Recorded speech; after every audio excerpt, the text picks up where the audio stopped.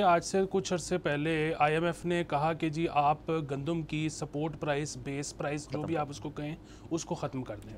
اچھا اب یہ سارا جو فیاسکو ہوا تھا لاسٹ ایئر جب گندم کی ہماری بمپر کراپ ہوئی لیکن اس کے باوجود حکومت نے ویٹ امپورٹ کر جب کیئر ٹیکر گورنمنٹ تھی. اچھا اب بنیادی بات یہ ہے کہ ایک تو آپ کے سامنے ہے کہ وہ اس میں کون ذمہ دار تھا, کس کا قصور تھا, اس کی انویسٹیگیشن کی پایہ تکمیل تک تو کیا ہی پہنچنی تھی, شروع بھی نہیں ہوئی. اچھا دوسری چیز یہ ہے کہ حکومت نے اس پہ جو کسانوں کا نقصان ہوا اس پہ شرمندہ ہونے کے یا ان کو کوئی ان کی داد رسی کرنے کے حکومت نے وکٹری لیپ لیے کہ دیکھیں آپ کی جو اسینشل باسکٹ ہے وہ کتنی سستی ہو گئی ہے, ہمارے آنے سے انفلیشن کم ہو گئی ہے. تو یہ ایک دوسرا مسئلہ ہوا. اچھا تیسری چیز یہ کہ جب آئی ایم ایف نے یہ کہا کہ آپ یہ کرنا بند کر دیں تو بجائے یہ کہ حکومت جو ہے ان کے ساتھ جا کر نیگوشیٹ کرتی اس چیز کو کہ اچھا چلے کرنا بھی ہے تو ہم ایبڈرپٹلی نہیں ختم کر سکتے, ہم آہستہ آہستہ فیز آؤٹ کریں گے. حکومت نے ایسا نہیں کیا, یہاں تک کہ حکومتی حلقوں میں اس طرح کی باتیں شروع ہو گئیں کہ یہ بالکل ٹھیک ہے, اگر پوری دنیا میں سستی ہے گندم تو ہمیں کیا مجبوری ہے, ہم اپنے کسان سے خریدیں, ہم وہاں سے منگوا لیں گے. اور کسان is just like another business man, اور حکومت کا یہ کام ہی نہیں ہے کہ کسی بزنس کو وہ کوئی امبریلا پرووائڈ کرے, ریگولیٹ کرے. اچھا بات ٹیکنیکلی ٹھیک ہے, زبردست. میرا اس میں نا ایک دو سوال تھے. ایک دو سوال تو یہ تھے کہ ہم نے یہ ازیوم کیسے کر لیا, صرف پچھلے 2 سال کے ڈیٹا پہ ہم نے یہ ازیوم کر لیا کہ باہر ہمیشہ گندم سستی ہوتی ہے اور پاکستان میں ہمیشہ مہنگی ہوتی ہے اور ہم کسان کی مدد کرنے کے لیے ہمیشہ مہنگی گندم پرچیز کرتے ہیں. یہ ازمپشن ہماری صرف 2 سال کے ڈیٹا پہ ہے.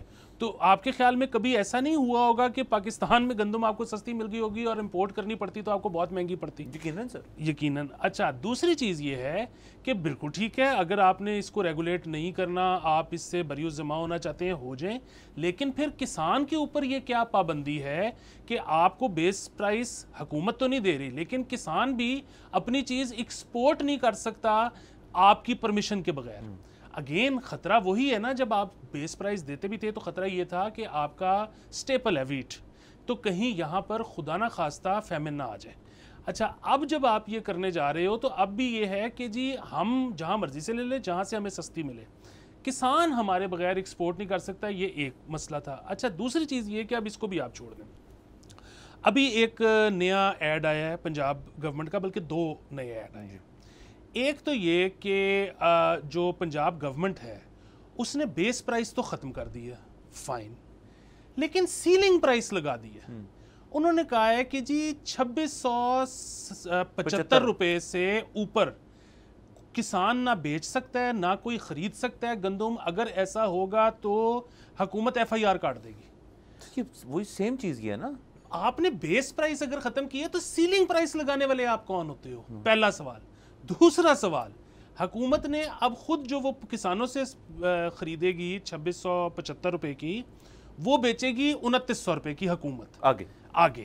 سو حکومت کسان کے اس کے اوپر 300 روپیہ منافع بھی کما رہی ہے. مجھے یہ بتائیں کہ آئی ایم ایف جو ہے وہ اس نے جب کہا تھا ڈی ریگولیٹ تو اس کا مطلب یہ تھا کہ بیس پرائس نہیں کرنی اور سیلنگ پرائس کرنی ہے, یہ سوال ہی نہیں پیدا ہو سکتا. اچھا دوسری چیز جو یہ بھی ہے نا کہ جی اب آئی ایم ایف نے جو بیس پرائس کا کہہ دیا تھا, سیلنگ کا نہیں کہا تھا, ہم نے جو ہے نا یہ فنکاری کر دی. دیکھیں ایک تو سب سے پہلی بات یہ کہ جس طرح ہم کہہ رہے ہیں کہ آپ نے جا کے نیگوشیٹ کیوں نہیں کیا. اس سرکار نے 2-3 دفعہ میٹنگز کر کے بار بار پلاننگ کر کے اپنے پیپر ورک تیار کر کے ان کو کنونس کر ہی لیا نا کہ ریئل اسٹیٹ پہ ٹیکس کم کر دیں. یعنی کہ اگر سرکار ڈٹرمنڈ ہو, کوئی چیز کرنا چاہتی ہو تو وہ آئی ایم ایف سے منوا لیتی ہے. اس چیز کے اوپر انہوں نے بحث بھی نہیں کی, اور چلے ٹھیک ہے ان کی بات آپ نے یہ والی مان لی, آپ اس کے بعد مزید استحصال کر رہے ہیں کسان کا. خدا کا واسطہ ہے ایسے مت کریں. ایک تو چیز یہ کہ دیکھیں جس طرح سڑکیں وغیرہ بنتی ہیں نا, حکومت کو بڑا شوق ہوتا ہے سڑکیں, انڈر پاس, پول بنانے کا, اور وہ صرف اس لیے شوق نہیں ہوتا کہ جی وہ ڈیولپمنٹ نظر آئے گی, کوئی اچھا فلو آف ٹریفک ہوگا, پیٹرول کم چلے گا تو ہمارا جو ہے امپورٹ بل کم ہوگا, یہ ساری وجوہات بھی ہوتی ہیں. ایک اور بہت بڑی وجہ ہے, وہ یہ ہے کہ سرکار جو ہے نا وہ چاہتی ہے کہ مزدور تک پیسہ پہنچے.